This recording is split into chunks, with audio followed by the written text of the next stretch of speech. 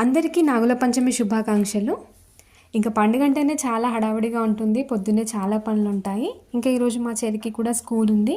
So పొద్దున్నే 5 వరకే లేచి అన్ని పనులు కంప్లీట్ చేసుకున్నాను. దేవుడికి దీపం పెట్టేసి చెల్లిని స్కూల్కి పంపించిన తర్వాత అంశుని కూడా ఫ్రెష్ చేసి ఇంకా నేను టెంపుల్కి రెడీ అయిపోయి వెళ్ళాను.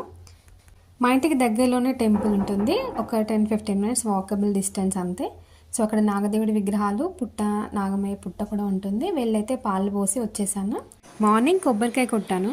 సో ఆ కొబ్బరి నీళ్ళు ఇక్కడ మా బాబుకి తాగిపిస్తున్నాను.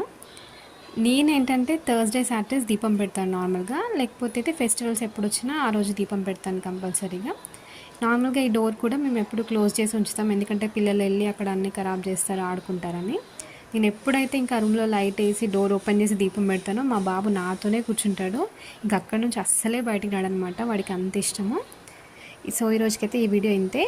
సో మీరు మీ పండుగ ఎలా జరుపుకున్నారు అనేది కామెంట్ సెక్షన్లో కామెంట్ చేయండి. వీడియో నచ్చితే లైక్ చేసి ఛానల్ని సబ్స్క్రైబ్ చేసుకోండి.